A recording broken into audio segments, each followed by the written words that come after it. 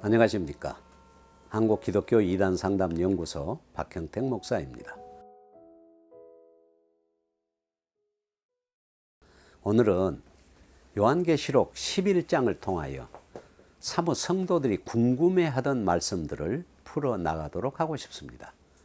많은 성도들이 궁금해하고 있는 것이 바로 두 증인, 두 선지자, 두 촛대, 두 감람나무에 대한 것이고 1260일, 42달, 한때, 두때, 반때, 3년 반이라는 기간에 대해서 정확하게 무엇을 의미하는지 몰라서 질문하시는 분들이 참 많습니다. 특히 이단들은 저마다 자신들의 주장과 교리에 맞추어 성경을 해석하면서 자신들의 논리에 성경을 가져다 붙이고 있는 것을 봅니다.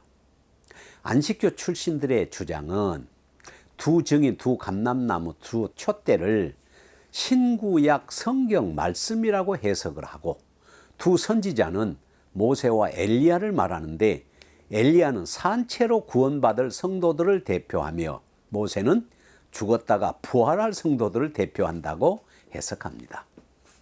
그리고 42달은 곧 1260일인데요. 하나님을 대적하는 세력이 교회를 박해하는 역사의 특정한 한 기간을 가리킨다고 주장을 하면서 추후 538년 시작된 교황의 세력이 1798년 교황 비오 6세가 프랑스의 포로로 잡혀갈 때까지의 기간으로 1798년 빼기 538년 하니까 1260년이 된다는 것입니다. 그러니까 1261을 1260년으로 이렇게 바꾸어서 기가 막히게 짜 맞추는 것이지요.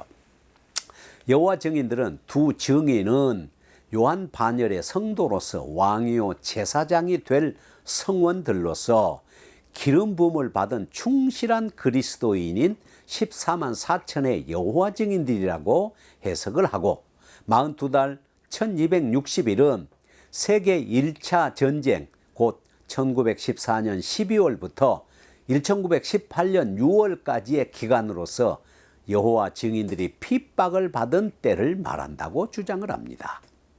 신천지는 두 증인을 열린 책을 받아먹은 사도 요한의 입장에 있는 목자와 갈대로 비유한 육체로 두 감람나무는 하나님 보좌 앞 등불의 영이 함께하는 자라고 주장을 하면서 이만희 자신과 홍종효라는 사람이라고 주장을 하기도 했습니다. 42달 1260일 3년 반은 두 증인이 말씀의 옷을 입고 장례사를 예언한 기간이라고 가져다 붙이고 짜 맞추는 것을 볼 수 있습니다. 이단들은 저마다 요한계시록 11장을 자신들이 만든 교리를 합리화하기 위하여 철저하게 이용하고 있는 것입니다. 요한계시록 11장은 6부분으로 나눌 수 있는데요. 첫째 부분 1절에서 2절은 성전을 청량하라는 말씀이 나옵니다. 이것은 주님께서 자신의 몸된 교회를 보호하신다는 것을 설명하기 위하여 성전 청량이라는 상징적인 사건으로 말씀을 하는 것이고 또 거룩한 성이 42달 동안 짓밟힌다고 합니다. 42달은 1260일이고 한때 두때 반때이고 3년 반입니다. 이 기간에 대하여 요한계시록은 다양하게 말씀하고 있는데요. 첫 번째는 계시록 11장 2절에서는 이방인에게 거룩한 성이 짓밟히는 기간이라고 하고요. 계시록 11장 3절은 두 증인이 베옷을 입고 예언하는 기간이라고 하고요. 계시록 12장 6절에서 14절을 보면 해를 입은 여자가 광야에서 양육을 받는 기간이다 이렇게 말하고요. 계시록 13장 5절은 바다에서 올라온 짐승이 일할 권세를 받은 기간이다 이렇게 기록을 하고 있습니다. 그렇다면 이 기간은 동일한 기간인데요. 이것은 복음시대 곧 주님께서 부활 승천한 후부터 주님이 재림할 때까지의 기간 곧 신약시대로서의 환란의 기간을 상징적으로 보여준다고 할 수 있습니다. 둘째 부분은 3절에서 6절인데요. 두 증인이 정체를 말씀하시는데 두 증인이 두 감람나무요, 두 촛대요, 두 선지자임을 분명하게 알려주고 있습니다. 이는 모두 같은 것을 의미하는 것으로서 바로 신약의 교회를 말씀하는 것입니다. 두 증인은 강력한 선교기관으로서의 교회를 말씀하고, 두 감람나무는 성령이 함께하는 공동체로서의 교회를 말씀하고, 두 촛대는 복음의 빛을 비추는 기관으로서 교회를 나타내고, 두 선지자는 하나님의 말씀을 선포하고 예언하는 기관으로서 교회를 다양한 모습으로 말씀하고 있는 것입니다. 두 감람나무와 두 촛대는 스가랴 4장 1절에서 14절에 나오고 있습니다. 그런데 기름 발리운 자 둘이라고 하였고, 온 세상에 주 앞에 모셔셨는 자라고 하였는데, 이는 유다 총독 스룹바벨과 대제사장 여호수아를 가리키는 것으로서 하나님의 역사를 이루기 위하여 하나님께 보냄을 받은 두 직분자를 의미하지요. 하나님은 힘으로 되지 아니하고 능으로 되지 아니하고 오직 나의 신으로 된다고 선언하심으로써 성령께서 그들을 도구로 사용하셔서 하나님의 뜻을 이룬다는 말씀입니다. 곧 신약의 교회를 나타내고 있는 것이지요. 자, 셋째 부분은 7절에서 8절인데요. 무정에서 올라온 짐승이 두 증인과 싸워 이긴다는 말로서 마귀의 지배를 받는 세상 정권에 의한 교회의 핍박을 말하는 것이고, 교회에 고난받는 것을 설명하고 있습니다.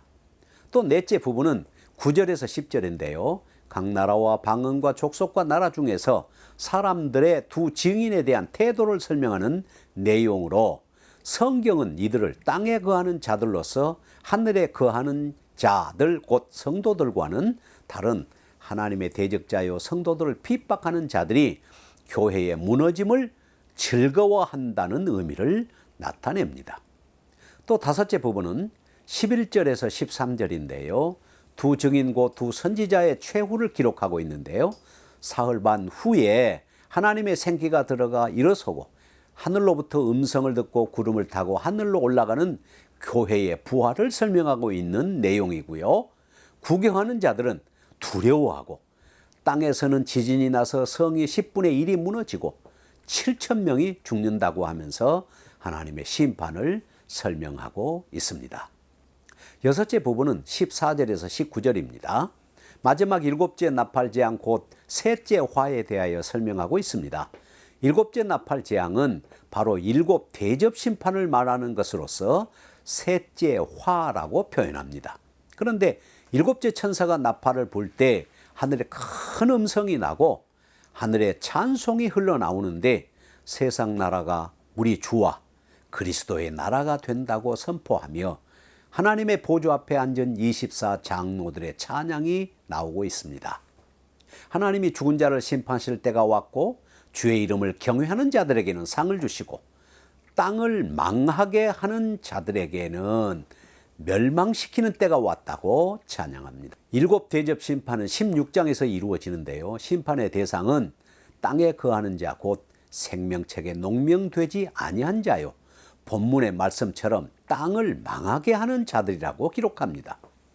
심판받는 자들은 분명히 하나님을 대적하는 자들이지만, 반면에 구원을 얻고 상급을 받을 자는 주를 경외하는 자요, 하늘의 생명책에 그 이름이 농명된 자요, 하늘에 거하는 자들이기 때문에 공의로우신 하나님이 대적자를 심판하실 때 공의가 실현되는 현장에서 하나님의 심판을 바라볼 때 찬양을 부를 수밖에 없습니다. 마지막 심판이기 때문에 성경 요한계시록 초반에서는 하나님에 대하여 전에도 계셨고 지금도 계시고 장차 오실 자라고 표현을 하는데, 오늘 본문은 옛적에도 계시고 지금도 계신 주라고 표현합니다. 이미 오셔서 심판을 하고 계시기 때문에 장차 오실 분이라는 것을 생략하고 있다는 것입니다. 심판받을 자들에게는 고통이요 슬픔이요 괴로움이지만, 구원을 받고 상급을 받는 자들에게는 기쁨이요 찬송이 될 수밖에 없습니다. 24 장로들의 찬송 중에 하늘에 있는 하나님의 성전이 열리고 성전 안에 언약궤가 보이고 번개와 음성과 뇌성과 지진과 큰 우박이 있다고 기록을 하는데요. 하나님의 성전에 임재하셨고 또 자기 백성에게 언약을 하셨던 바로 그 하나님이 약속대로 세상을 심판한다는 사실을 증거하고 있는 것입니다.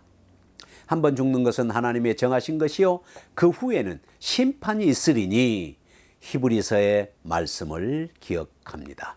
감사합니다. 오늘은 여기서 마치겠습니다. 안녕히 계십시오.